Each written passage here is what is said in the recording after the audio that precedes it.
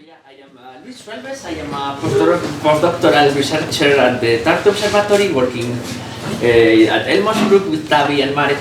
And yeah, I am from Spain. I arrived in Estonia last October, so close to 10 months now.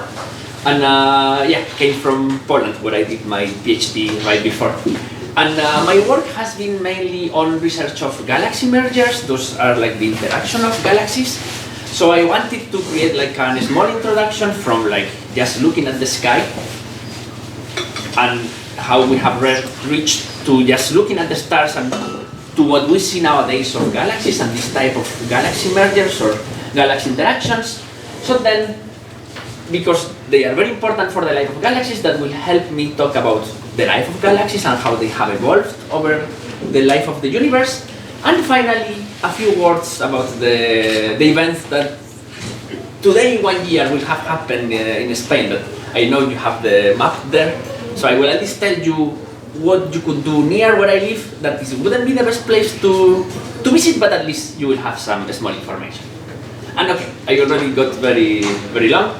So then let's look at the sky and let's try to imagine how has been the history of looking at the sky to reach what we see nowadays.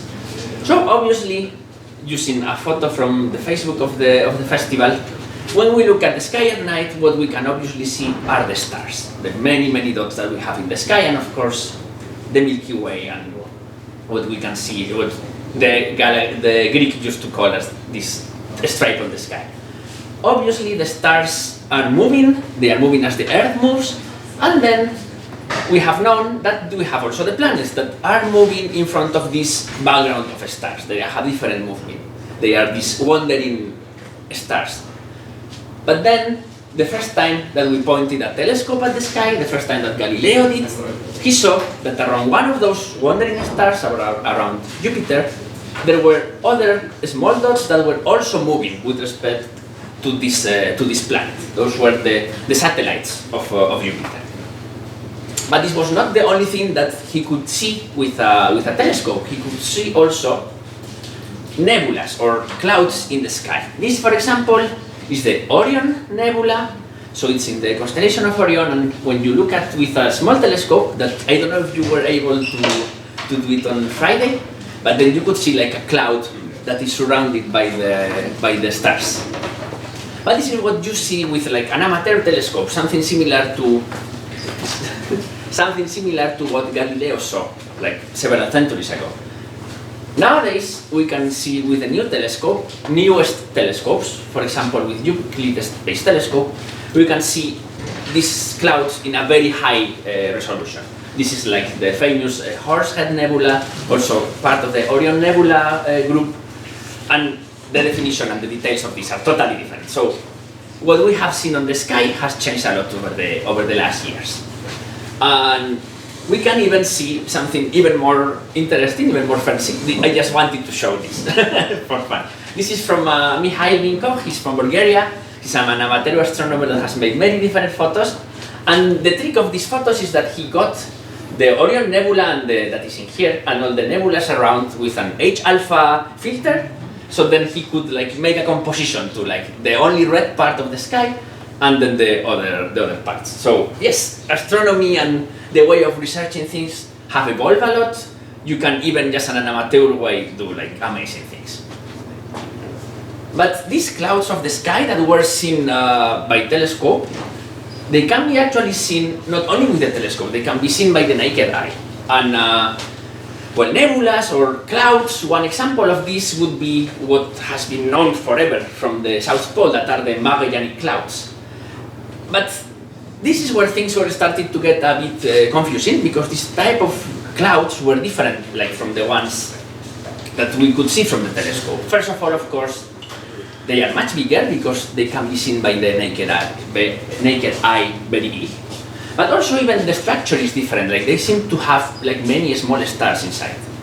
So this was, and I think this is one of the things that Maret talked about before, this is what led to I'll jump one step, because, okay, this was on the naked eye, but also telescopes were showing us this other type of nebulas, this very famous one. This was like at the time, one of the names that could be used for this would be this great spiral nebula, the constellation of Andromeda, what we now know of the galaxy of Andromeda, of course. But at some point, it was not known what was this about. It just had this very characteristic spiral shape, but it was like just another strange thing in the sky. Then at some point, there was this debate in which were this spiral nebula like part of the Milky Way, or they were like some type of like island universes, what we now call galaxies. Well, the answer was this: they are galaxies, they are something different. And as Maret talked before, Ernst Oppik was one of the main contributors to solve this mystery. He actually estimated what is the distance to the galaxy of Andromeda, and it's actually just like around a half of what we have found nowadays, and the method that he used is definitely less accurate than the one that we use nowadays. So that was very, very impressive. And but yeah, we can say that during this decade or 1920s is when the research of galaxies appeared, when it started. So then that leads me to talk about galaxies, the different type of galaxies. So I am going very simple. I don't know how familiar are all of you with galaxies, so for many of you it's going to be too simple. But, well, of course, the most famous type of galaxies are spiral galaxies. They compose, but everything that we saw before, that is actually part of the Milky Way. They are composed of stars, they are composed of gas, that we can see like this kind of diffuse clouds around the areas of the spiral arms. We can see dust that is like obscuring the light behind, right? Like these stripes that are a bit darker. Also in the center, of course, they have planets, they have black holes, there is many, many things. And in the shape, the typical shape of a spiral galaxy is a bright nucleus, like a bright circular, spherical, ellipsoidal shape, a bar that is crossing it, and these very characteristic spiral arms. And this is the type of galaxy that we know that is the Milky Way. But of course, the Milky Way, from the Earth, we can just see the same thing that the Greeks saw, just with better data. Everything that we see about the Milky Way is going to always be a model, because we cannot see it from the outside. So, I mean, we can of course have very good studies of how the Milky Way is from the inside, but to like imagine it from the outside, we need to modelize it and also use as an example other galaxies. Luckily enough, the Milky Way neighborhood has two spiral galaxies very nearby, so that also gives us some idea of the dynamics. And this is like a sketch of the Milky Way's neighborhood, with our lovely galaxy of Andromeda next to it, and another one called the Triangle Galaxy. And then some other galaxies that are around both the Milky Way and Andromeda. So of course, Andromeda, which is a bit different from the galaxy I showed you before, it has, of course, the core, this bulge area in the center. It doesn't seem to have a bar, and it also has the spiral arms around, in a different way than the one that I showed you before. And then there is these two small galaxies here that are actually satellites of the galaxy of Andromeda. Then the Triangle Galaxy, this is the second biggest galaxy around. Also another spiral galaxy with a different type of shape. The arms are not so clearly defined. The center is you can clearly see the center, but there is a lot of dust around. So, already just with our three galaxies, there is like a very big variety. And because I didn't say it before, but we know that the Milky Way does have a bar. I mean to say that we know by modeling that it does have a bar. But okay, this was the most typical galaxies. This is actually the ones that we have in our neighborhood, but if we go just a bit further, we see the other type of galaxies. These are the elliptical galaxies. So as you see, they are way more boring, way less beautiful than the spiral ones. They are called elliptical because they are, in the image, they are just like an ellipse, so a stretched circle. The most characteristic thing they have is that they are much brighter in the center, and then this brightness goes dimmer and dimmer, or less strong when you go outside of the center. So in a way, it looks like also the center of a spiral galaxy. But then we don't have the arms, we don't have the dust, we don't have all this structure. They are just ellipsoids on the sky. This is one example, M59. This is another example, M87. And now I'm going to do like a small jump outside of the field. And because I don't know if this galaxy is famous to anybody here. M87. Of course, Tony's is lifting the hand. Anybody else by chance? Tavi also? Yeah.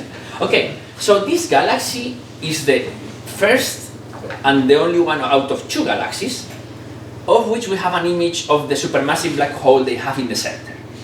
And the hint of that fact comes from this like flow of material, like this. Yeah, flow would be the word in English, I guess. That is coming from the center, so it's like kind of like a jet, right? Like something like you have like a water thing, like for watering plants, and it's like getting out of the center. So yeah, this is hinting to the supermassive black hole inside M87. So this is like in a different view. Then we can zoom in on the central area. You can see this like flow of material that is being expelled by the supermassive black hole inside. And these red things is basically very hot gas that is moving around this supermassive black hole that was possible to see thanks to the Event Horizon telescope. Totally unrelated, but you know, it's an important part of galaxies. It's actually also one of the components. And well, if we look at M87 and M59, except of like different type of shape, the square around is also a bit different. They are basically the same ball of stars, but with something else, right? So galaxies can have very interesting things. But okay, let's go to other type of galaxies. I just talked about the 2 main ones: elliptical galaxies and spiral galaxies. The most characteristic ones. They are the most common around us. But that doesn't mean they are the only ones. Because the same way that we have cats and dogs around, there is, there is of course many other animals, right? We are surrounded by a zoo of animals and a zoo of galaxies. One, already talked about them before, is the Magellanic Clouds. They are called irregular galaxies because they don't have like these more characteristic shapes, right? The spiral or ellipsoidal. They are also called dwarf galaxies because they are smaller, they are much less massive. And in fact, those are satellites of the Milky Way. And in here, like we could call them both satellite and dwarf galaxies. Could be like exchange words, to be honest, or synonyms. But it's kind of like, imagine it like a child and a son of daughter, right? Like if you see a child, you know it's a child. If you see them with their parents, or it's the son or daughter of them, right? So it's the same thing with dwarf galaxies. You can see them somewhere in the sky. If you see the galaxy that they are living together with, they would be like their satellite. And obviously we know they are our satellites because they are huge in the sky and they are next to us and so on. Another example of a irregular galaxy. So as you see, it's just like some blob of stars. You can kind of see, not really resolved, but you can see kind of like the small dots that compose them. And don't be fooled by the very bright stars. Those are like stars of our Milky Way that are just getting on the way. But irregular are also a bit boring, to be honest. We have then something in between elliptical and spiral, what is known as a lenticular galaxy. Here one example. So they have properties of both. One property that they have from spirals is that they are flat. So, I mean, it's difficult to see because it's just a photo, but it's like a disc that is like a bit tilted to the vision. So it would be like, if this was my hand, more or less, we would see like this.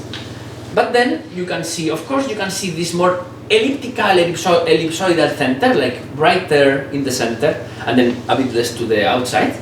But you can see also dust. That is not a thing that we were seeing on the ellipticals. If I go back,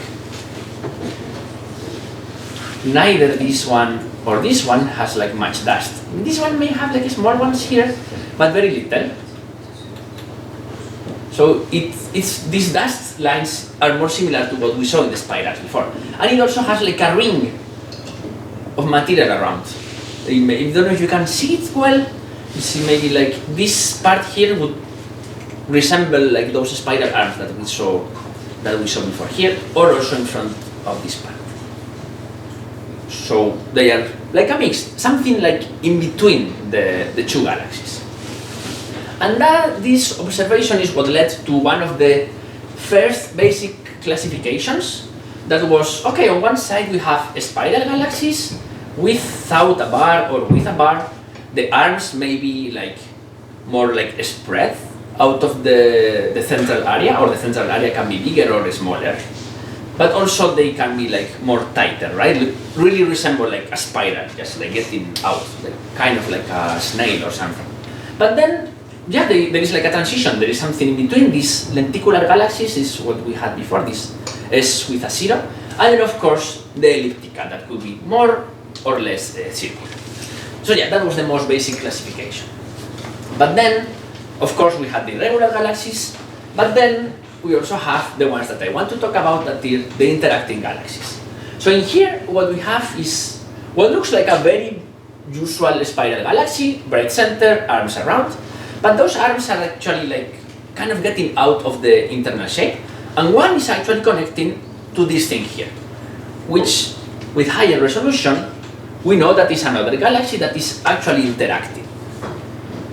So these two galaxies, their shape is being distorted by the gravitational forces between the two of them, and you can even kind of see how the material around them is like kind of distorted. So basically this shows us that our zoo of galaxies is way more complex than it looked like before. So this is like work in progress. Actually, the zoo is also research, so the same thing as with animals. We're still researching how different animals exist, so the same with galaxies. And then with this, we can start talking about the life of galaxies. And I am going to keep a bit more, just a bit more, this metaphor with animals. So let's talk about the origin of galaxies, because it actually can play around easily, similarly to the origin of species, like what we know about evolution. So how like the original galaxies that were formed over time, right, in like some type of like genetic tree, have led to the galaxies that we can see nowadays. But of course, first they need to form, they need to have birth. So then some bits about galaxy formation that I don't want to go into much detail, because basically galaxies form in dark matter halos. This is gonna be the interactive part. Can somebody lift their hands if they know something about dark matter? Good. A bit, of course. It's a way more like niche part of this, but well, there is basically this main image that is telling us what are the main components of the universe. So the main components that we can see, of course, are the stars, the galaxies, the dust, and the cloud. But if we actually go to the whole universe, it's not so simple. So first of all, we have this dark energy, around 70% of everything. The name dark comes because we cannot see it, it doesn't interact with light, so we don't know what it is about. But we know that if we analyze the universe, and I don't know how much Maret talked about this before, we know that the universe is expanding, and this expansion of the universe doesn't match with the matter that we see. So then the equations say like, okay, we have to add something, and this something is this dark energy. And we know that is a big part of the universe. Okay, so then 30% is normal matter, things that we know interact gravitationally usually. Okay, so if we go inside that, we have that out of that, 80%, 4/5 of it are dark matter. So matter that doesn't interact with light. And then we have the regular matter. So, okay, this is kind of like the main landscape. But what dark matter is, so dark matter, there is many ways to, in which we have seen that dark matter exists. Of course, there is models of the universe that, or the gravity that try to explain what we see without the use of dark matter, but for the normal, the more commonly accepted modeling, we know that there is mass that we cannot see, and then this is dark matter. And the image that I have here is a bit complex, so I'm going to try to go slow. So this is what we call rotation curve. So if we have a galaxy like this one here, and we look at so here the triangle galaxy that we had before actually, and we look at the stars, and we see how they are rotating around the center, we can actually calculate the dynamics of the galaxy. So the thing is, if we count the stars, and with the counting of stars we get the mass of the galaxy, we get a rotation line that would be like this. So the farther we go from the center, this will be the center of the galaxy, this would be the outskirts, so we are going some light years outside of the center, and this is the velocity in which they rotate, so like a roundabout, like how fast the cars can go, right? So this is the speed that we would see just counting stars. The problem is, this is actually not what we see in reality. This is what, we have these dots with the error bars on top. This is the observations.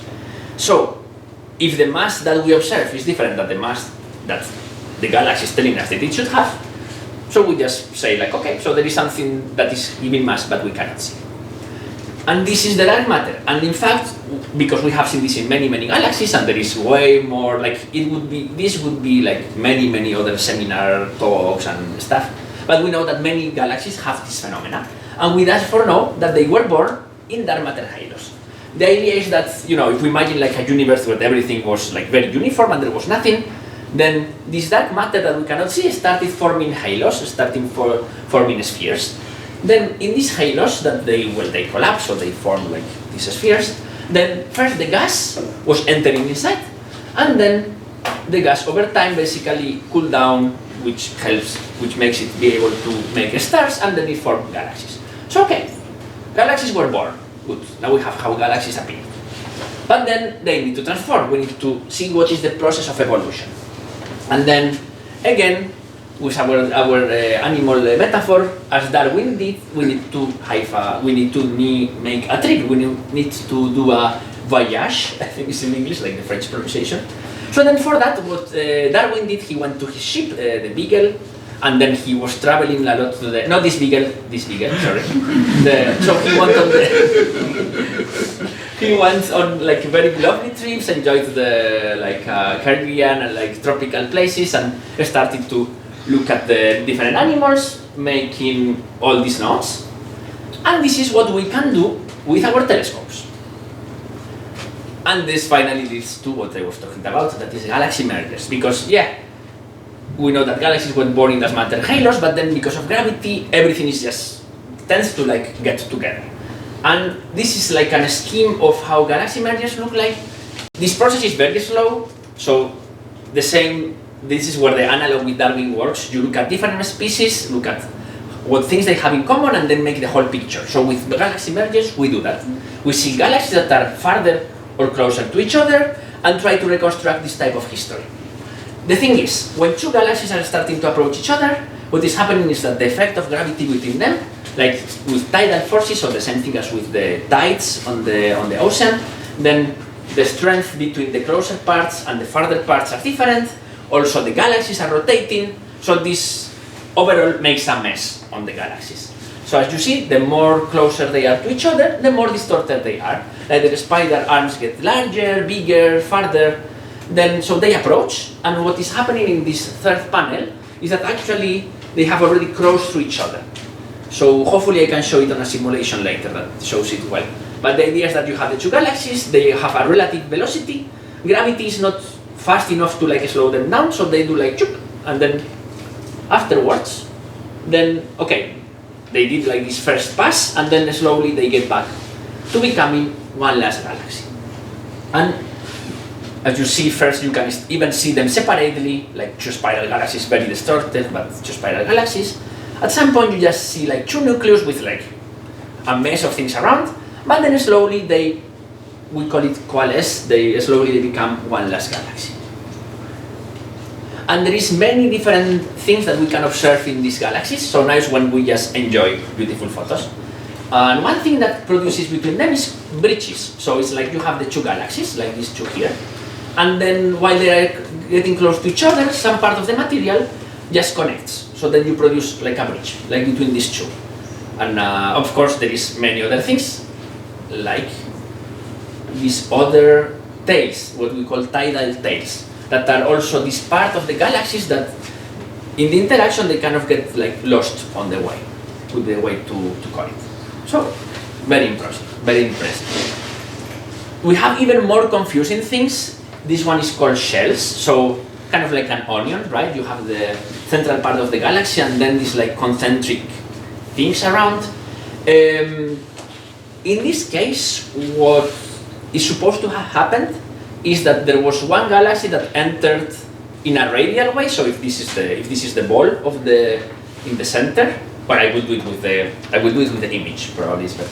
So if this is the ball of the center, it's from somewhere, I don't know if from here or from here, one galaxy enter to the center, and then it produces, by some reason I definitely do not understand, these shells around. But actually, even more interesting, this other galaxy is also interacting. If you see the surroundings, they are also very distorted. This because it's actually approaching to this other one. So this galaxy in the center doesn't have time to rest. At least it's a very slow process, but then. And then, of course, the coalescing, this final fusion of the two galaxies, where it just becomes like a total mess of like arcs around, material that it seems to like is lost outside of the galaxy, a very chaotic center, etc., etc. And even more interesting, we can actually see galaxies that are already relaxed, like this one here, like it's like a standard spiral galaxy. But if you manage to see like the less bright surroundings, you can actually see, like in this case, this is called the umbrella galaxy. There is also this like distortion of material, like on the sides. So it's even like an archaeological type of analysis. And how do we understand all of this? How we try to modelize? How do I know that in this galaxy, this radial arriving of a galaxy has produced these shapes? Because we do it with simulations. This is a simulation made also by two Estonian scientists that they moved to the US very youngly in their careers, Alan and Juri Tomre, I think would be the pronunciation. And well, I don't want you to fully understand this, but to give you an idea, this is like a galaxy, and it is this dot here. This other dot would be another galaxy, so it's like two massive things. They have this disk around. The disk is rotating, right? It says here spin. So and this would be like the initial point. And as the new point is moving around, right? They have this relative orbit. You see, it's like the simulation is actually showing us how some of the masses of the initial disk are actually getting stalled. And you actually see how these very interesting shapes are being created. Kind of like just an example, right? And then, more importantly, and kind of finishing this analogous with the animals, we have that this merging is showing what we call the hierarchical growth of a structure. So, when I was talking about the evolution of animals, there is a main difference with galaxies because evolution of the animals is through like new generation of animals, right? Like every new birth has like different properties than the generation before, and then they evolve, and you have new galaxies, new animals, right? New species. With galaxies, this is different. We are not talking about new galaxies. We are talking about new galaxies, but it's not that simple, because it's not that they are being born from nowhere. They are actually always being growing from the galaxies before. So we had like many small galaxies in the beginning of the universe, and then over time they have been becoming bigger and bigger ones by merging into newer and bigger galaxies. So when talking about evolution of animals and of galaxies, this is not the same, because we are not talking about many life cycles. Every galaxy is in their own life cycle. They are just like the result of many other galaxies that became one last one in the end. And this is how gravity, right, is making what is called the growth of a structure, right? Things in the universe are always growing, becoming more massive because of this. And of course, this is there is the expansion of the universe as a contrary effect, and the universe is not that simple, but yeah. And well, okay, we were analyzing the life of the galaxies, but then what are these mergers doing in the new galaxies? So actually, this is again a work in progress for many cases, but we have very clear ideas of some of the results from mergers. One is well, first of all, I need to separate two things. One would be a major merger and minor merger. As you see already from the description visually, major merger is when we have two galaxies of similar size. Minor merger is when we have two galaxies that one is much smaller than the other. What would be like a satellite entering the galaxy, right? This would be the case of one of the Magellanic clouds entering our Milky Way. So then we know that major mergers that are composed by two spiral galaxies very, very often produce what is an elliptical galaxy. And in fact, this fits the observations because elliptical galaxies tend to be bigger, tend to be more massive than the spiral ones.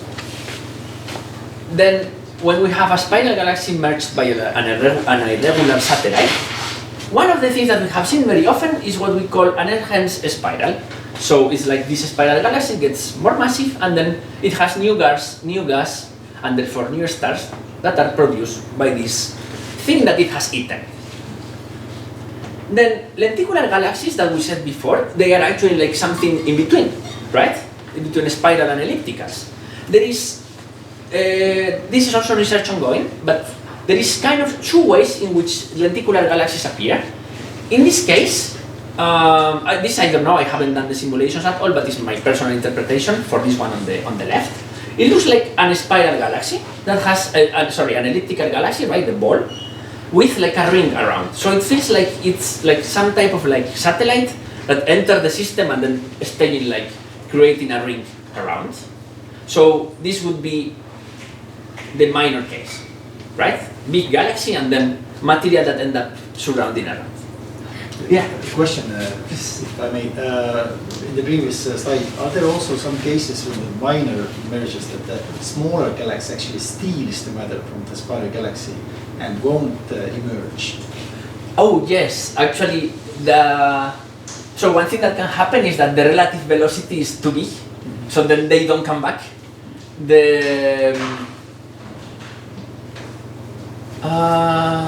I don't know of any case.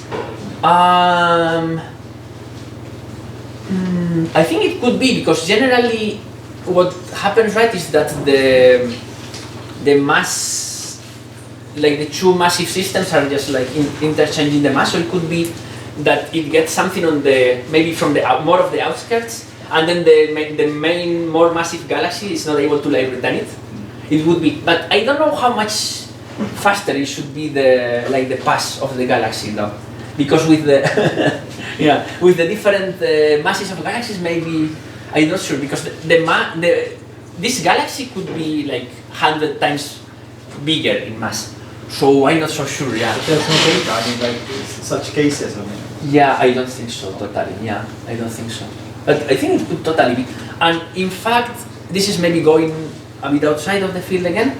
But there is some type of galaxies that we haven't talked about them here, that are like very massive but very low amount of stars, and they could be produced for something like this. But yeah, that's totally like another thing. But yeah. And so going back to the lenticular case, and it also has been seen that actually these two spiral galaxies, they can actually produce lenticular for some time at least. So it's not so simple.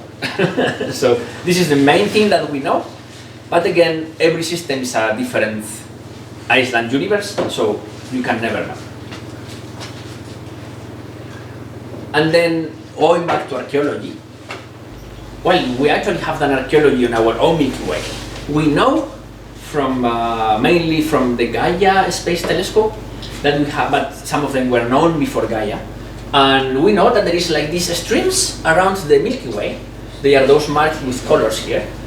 And because of how they are not really following the normal spiral flat shape, we believe, and we're very confident by also the physical properties, that they are actually coming from previous mergers. So this is what are called streams. So these stellar streams, they are actually kind of like tracing what was the original motion of a previous merger. And I think I was a bit fast, but I hope not too fast for you to follow me, because now I am reaching the last part of the talk, that is what will happen in the future. Because in fact, the Milky Way is going to merge with Andromeda. And this is what we see nowadays. We see our Milky Way. Next to it, we see the galaxy of Andromeda. But in like 2,000 million, 2 billion, so 1 and 9 zeros years, we know that it is going to look much bigger, because Andromeda and the Milky Way are in like collision trajectory. In fact, the latest research, like this was on a conference like a month ago, it's not so sure that it's going to happen. There is a team that gives like a 51% probabilities for it to happen. But anyway, it's what more likely is going to happen given the system. But anyway, this is a simulation of how it will look like our merge with the galaxy of Andromeda. Because at some point, it will have this first passage thing, right? Andromeda and the Milky Way will cross through each other. We will see like this very distorted shape of the sky. And then it will start coalescing, becoming one last final, very boring elliptical galaxy. And this will take like also like couple billion years, so it's a very, very slow process. And this is like all the panels, right? Like how it slowly approaches, then there is more interaction, and at the end, through all this gravitational relaxation, it produces the final result. I'm afraid the Earth won't be in a condition for us to witness at least the latest images. Yes. But in fact, what is very interesting is that it won't really be because of this. It will be because of the sun exactly. there. Yeah. In principle, the distance between stars is so huge that the most that could happen, for sure, wouldn't be like our sun colliding with another star. The most that could happen would be like they approach with another star, and then gravitationally maybe they would like steal planets to each other or something like this. But well, of course, the sun will not be there. Well, the Earth won't be there. The sun will be as a white dwarf. But anyway, the Earth will be eaten. So yeah. And I think that's it about mergers. Yes, quick words about eclipse, and then I will finish. So I am from an area that is not in the best spot for the eclipse. I am actually from here. It's called Huesca, small town. So it's actually the beginning part. So it's where it would be like more in the horizon. And so what I can tell you is a bit how it looks like, the landscape looks like in general, at least in my area, and what I imagine will be in the country. So it's August, and there is many visitors around, and there will be many different events all around the country. The majority of the major cities where the eclipse is gonna go, they have like astronomical public associations. And but one thing that at least is happening in my hometown, and I expect that may happen in other areas, is that the actual professionals that work there with them will be like, this happens only once every forever, so I'm going to actually plan it with my own family, with my friends, etc. The association are going to try to do things. So for example, in my hometown, that is, as you see, is very far from the center. So in there, what they are going to do is to do some like public observation, and the full eclipse will be 19 seconds. That in comparison with the central area is like, it's minute and something, I don't know how much. So it won't be like the LBI place, but in fact there is like a not bad spot to look at them. This is near my hometown, as you see, stolen from Facebook, and this would be the sunset area that we can see. This is actually like an event on similar dates of the year, because of course it's also the Perseids observation. My hometown is very involved into the Perseids observation because it's like close to the festivity and so on, related to the town. So basically what I expect to happen in many places, that they will have these like parking areas where they will like organize to be able to observe things. They will bring the materials and so on, so that everybody can see without any problem. This is from my area, so around here. I know that around this part, other association wants to organize something. So if somebody really wants to go to that area, please ask me. I can give some information. All of this saying for that I wouldn't recommend to go to Huesca, to my hometown, because it's the main festivity of the city. Basically, for that week, the population gets like 10 times bigger than usual, so it's gonna be impossible to get anywhere. Plus, you will have party until 4 AM the whole week. So if you want to go partying after this, go there. But yeah, it's a bit extreme. But of course, if you go like a bit around, it's not a problem. And this is actually like a nice event. It will be a lot of people. So if you really want to have like immersion on the Spanish culture, this is perfect. But if you want to do it in a more relaxed way, might be a bit more tricky. So then in that case, probably these other areas would be better, and of course all over the places would be like organized things. So basically all this area geographically is very desertical. So there is this big river crossing in the middle, but around this kind of like desert areas, and then it gets like more hilly around here. But these hills might be not the best because they are looking at the east, so the mountains will be to the west. So I'm not sure. This is for sure. I will be here. I will take advantage, go to my festivity and help. So if you have any questions, feel free. And yeah, with this, some other lovely galaxy mergers. These are galaxy mergers that I looked at during my work. So I hope you like them. And that's it. Thank you. I hope you enjoyed.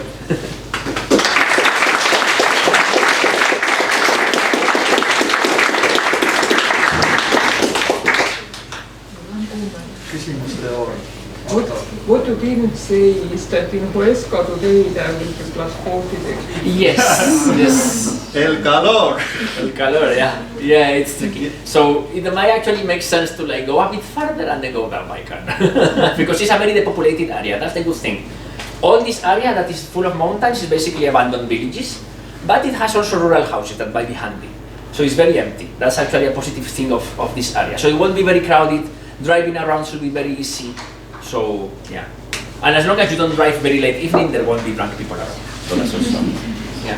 But yes, basically my parents this week are like turning the air conditioner at 12, at most going to like the mountain area by car 1 hour and then come back and that's it. You cannot do anything else, or drink in the street. Ya empecé a aprender castellano por año siguiente, pero tengo una pregunta. I have a question. So, how is this typically the situation about weather? Because I've been looking at the satellite images. It's been quite thundery in the last days, and also was quite thundery last year in around the same time period. Yeah. But is it generally dry, or is it usual to have the frequent thunderstorms? Thunderstorms do happen. They are less usual than in Estonia, I would say. I think in Estonia they happen more. So cloud-wise, it should be more clear. Now it's been a while since I lived for long on summer in Spain. But generally, so what happens, at least where I live, is the clouds come from the mountains. So then they just come, drop a storm, and then the sky gets clear afterwards. So unless we are very unlucky and the storm happens during the eclipse, which can happen, totally, it shouldn't be so bad. But yeah, that's where I am from. Like southern is a bit different, yeah, at least next to this area. Then again, of course, the eclipse can have the effect of stabilizing the atmosphere and killing the convection. So, also for that, Yeah. at least for cumulus humilis, it works. For the chaotic. Yeah, at least so a bit southern that is a bit more desertical might be better. Like that's actually more rare to have storms. Southern of my area. Yeah. Alta, you had a question. You talked about minor and major galaxy mergers. What does the mass difference have to be to become from minor to major? Perfect, thank you. Yes, it's generally 1/4. So so let's say if the galaxy has like a mass of 1, or no, if the galaxy has a mass of 4, if the second galaxy has a mass of 1, it would be just on the edge. So above would be major, below would be minor. So yeah, factor 4, more or less. Yeah. Thank you. So everybody knows that the Milky Way and Andromeda are going to collide. But according to the new estimations published this spring, however, most likely they will not collide because former estimations about the directions are slightly with some errors, so maybe with some percent probability remains, so mostly more than 90% probability says that most likely they will not collide, so pretty soon. I hope you hear, maybe you hear that, or our... Yeah, that one I didn't... You can find in internet some articles about this, but this is very new information. I think one day at lunch somebody said it at work, but the one I know, the one I was in the conference was 50 something. Yeah, I don't know if it's the group from Helsinki actually, from Johansson. In Savala. Yeah. Okay. In Savala made talk about this last Tartu meeting, but you were not there. No, yeah, but so, then Johansson, I don't remember the name, but the surname Johansson was in this conference I was to, and he showed but the thing is that I could try to search for the slides, but I don't have the video. So they had a video where they had, they had a video where they showed more accurately, sorry, this one takes forever. Almost. They showed this, but with like proper location, and they were showing in their simulations how all the different elements were moving. Yeah, how the whole system. So it seems that even though the Milky Way and Andromeda are the most massive, the whole system can actually modify a lot of things. So, yeah. I think the case here is that it's not about if they will merge. They will merge, but if they will merge during the first pass. So, so the latest calculations show that there is a roughly, let's say, 50% chance that Andromeda will pass Milky Way during the first encounter, but then it will come back from the other side. So I think eventually they will merge. It's the question of if it will happen in the next 5 billion years or it takes longer. It happens differently than previously estimated. So Anyways, we won't be around to see it. So anyway. Not very practical, but It would be interesting. So maybe in 10 gigayears or or something. If there is no more questions, I actually have a couple of videos to show. Kas keegi tahab eesti keeles küsida, et me võime vahendada küsimust? Keegi tahab küsida midagi galaktikate ühinemise kohta või konkreetselt? Mina tahtsin küsida, ma võin inglise keeles ka küsida. What we just discussed this Milky Way and Andromeda merging, but what are in general the typical time scales for merging? I think a bit less, like more. But also because it depends a lot on when you define they start. The most accurate would be like when they start to have some distortion, and then what people do is that they do it through simulations because you just cannot really see it in the sky. Around 2-3 billion years, more or less. Something that's estimation. More 2. Yeah. No, is the galaxy growing the galaxies kind of a process from the small to big?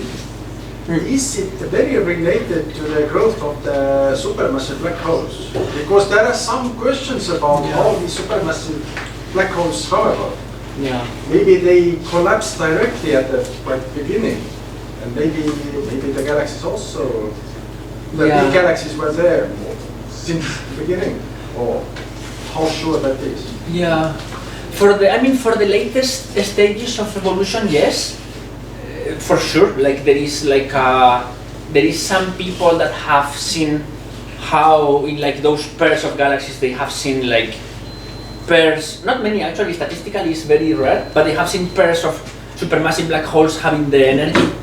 Then the next generation of gravitational waves.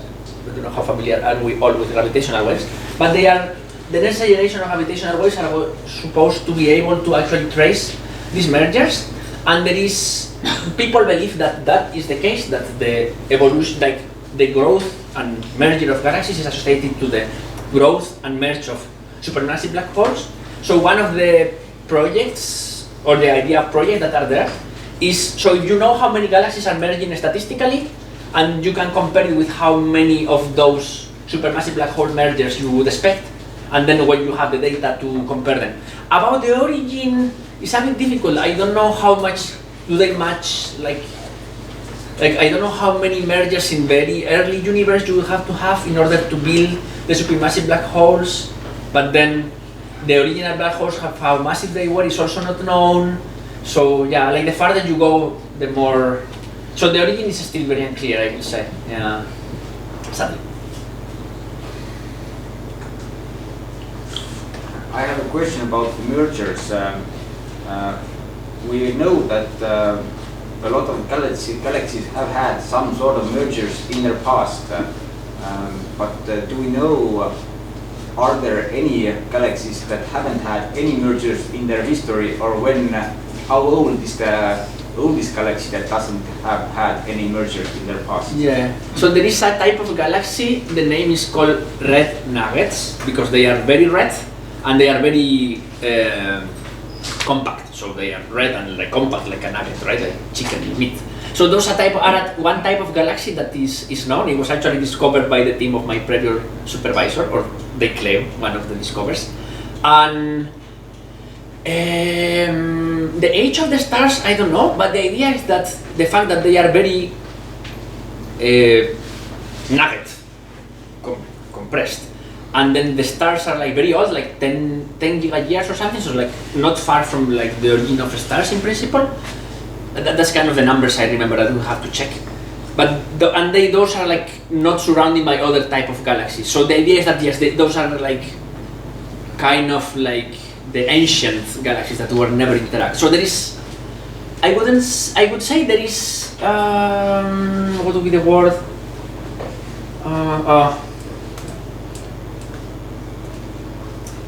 Suspects for it. There is suspect galaxies for that. Would be the way. Yeah. I think if we look into voids, then there are less mergers. Also that So galaxies in voids. If you find some galaxies in voids, they have very few mergers. Maybe there were, of course, less big mergers, but maybe those small clumps match galaxy together. So it really depends how we start to define merging galaxy.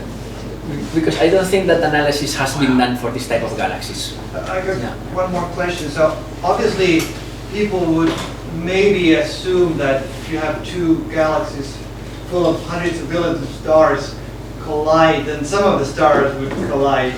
How likely is it that any stars will actually collide? Like, what's the number of stars that will collide if you have two large galaxies? Yeah. I don't think I know actually. I don't think I have. I don't think I have heard about that estimation. The main reason why this is, I think, it hasn't really been done properly is because of the size of things. Usually, the way to do that would be with a simulation.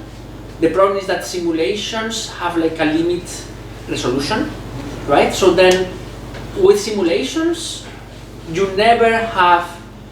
So simulation would be just like particles, right? You're just simulating like particles that would be stars, how they would interact with each other, and so on. But the thing is that the resolution of the simulations is not enough for having what would be the real stars.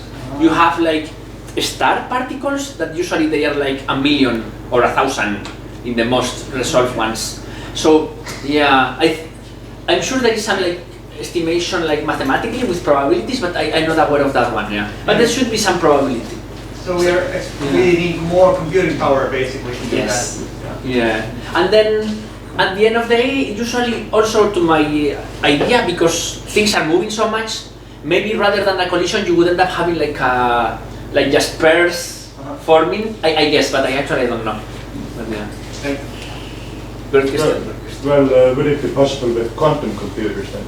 I have no clue, but I think it should help for sure, because it's like the speed that they should, or the increase of power that they should produce. As far as I have heard numbers, I think it should totally, yeah. Maybe should. Yeah, let's see. But hopefully we won't take long calls.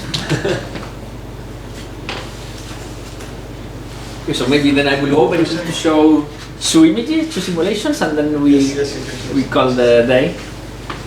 Where is the mouse? Lost. Okay. So first of all, this is the only simulation I've ever done, but it was not really done by me. It was like this. I was given the code with other people. It was a workshop, and then we made it. So this is two galaxies. Where is the mouse again? Oh, mouse is lost. Maybe it's extended screen. Oh yeah, hopefully. There it is. Slightly bigger. Yeah, not much, but we'll see.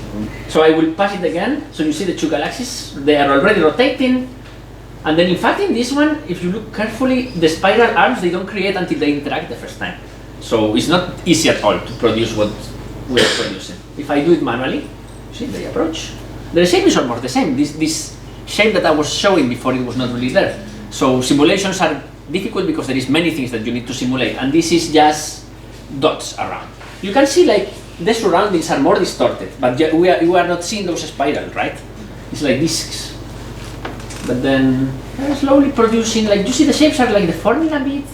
they cross through each other, right? This is the first passage I was talking about. Then after the first passage, they are like, trying to dance with themselves.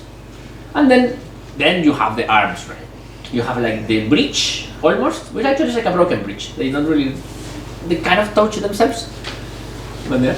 And then at the end, of course, the relative velocity was not too high, so then this is the chaotic part, right? Like, even like every frame is like totally different.